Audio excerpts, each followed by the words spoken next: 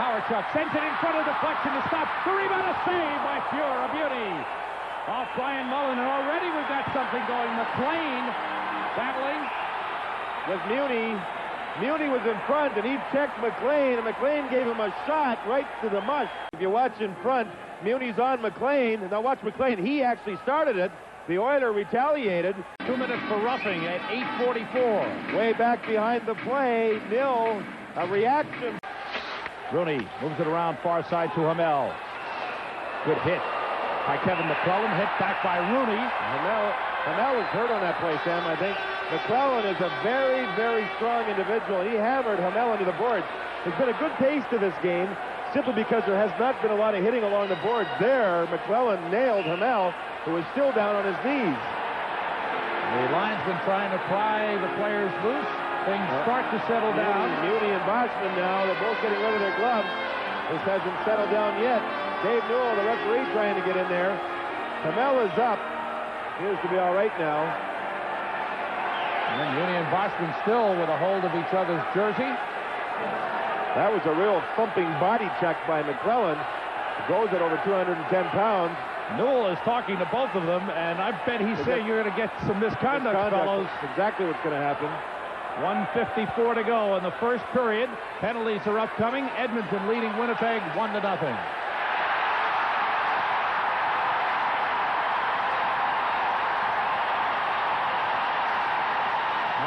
They finally went. I'll tell you, Bossman is left-handed. You see him throwing them with his left hand. He caught Muni.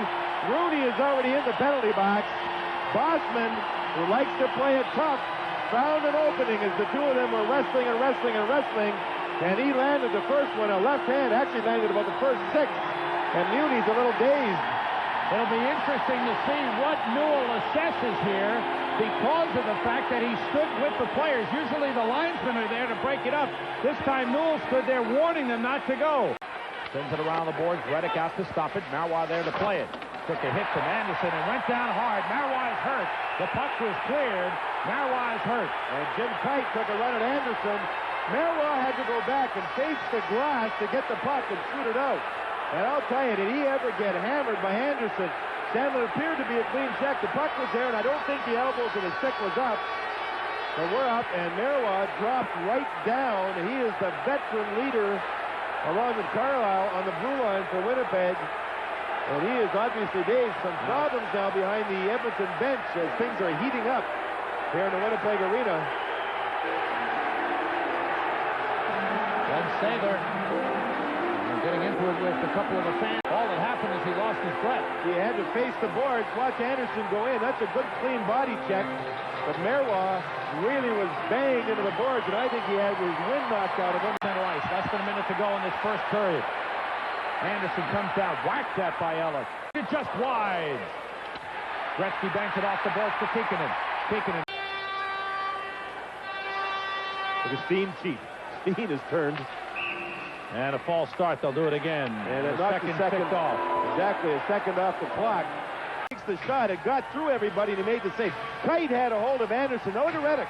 He just goes right out and takes the puck away from Tikkanen. And there's the roughing penalties that are going to be happening or did happen. Keeps it in. Back behind the net. Knocked away from Messier by Barrie. Up the near side. Hard hit by Lowe. Penalty call. 7:07. The Winnipeg Jets go on their 4th power play. He goes into Paul McLean here, and you see where the stick is, way up over the shoulders. It would have been a good check because there was a shoulder into McLean, but his stick was up high. To the far side, Howard-Chuck takes the puck, moves it ahead for McLean. McLean looks around. Carlisle's down. Whistle stops play. Carlisle's hurt. Sorry, excuse me. Was he hammered by Kevin Lowe? The puck was about 15 feet ahead of Carlisle.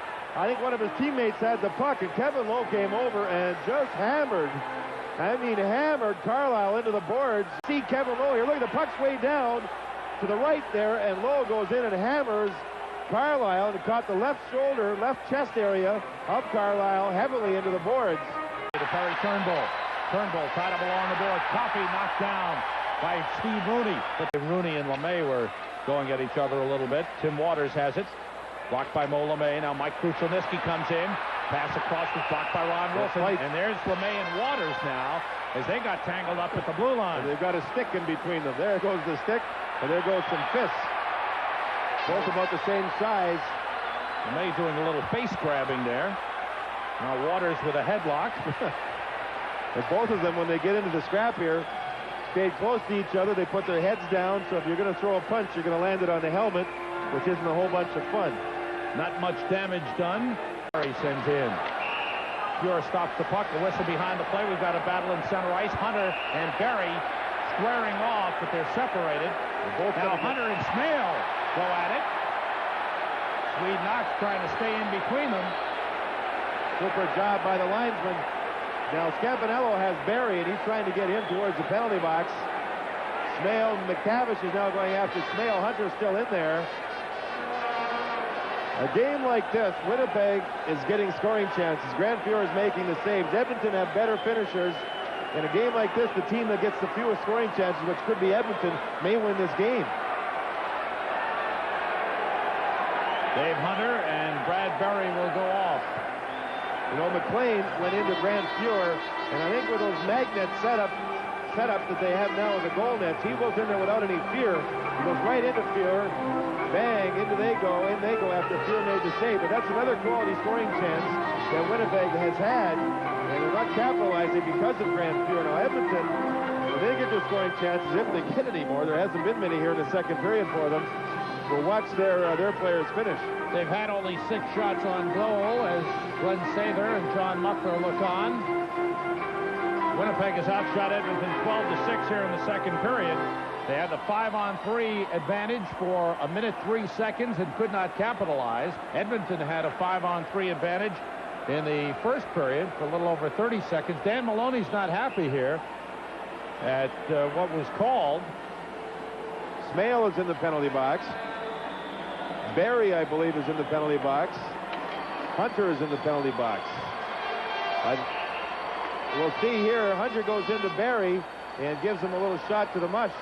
Barrie retaliated, and right there is when Newell blew the whistle. They were both going to get minors. And now the scoreboard has malfunctioned, so we can't tell you what's on the board. That they have now with the goal nets. He goes in there without any fear. He goes right into Fuhrer.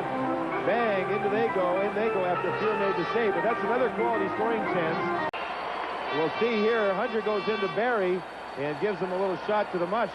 Barrie retaliated there, and they played them against Howardchuck as much as possible. There's Marois going at Curry. It hasn't been just a 1 or 2 game surprise. And Glenn Sather, he mentioned it after game 2 that the balance that this team has now and the unity that they have from line to line is the best that they've ever had.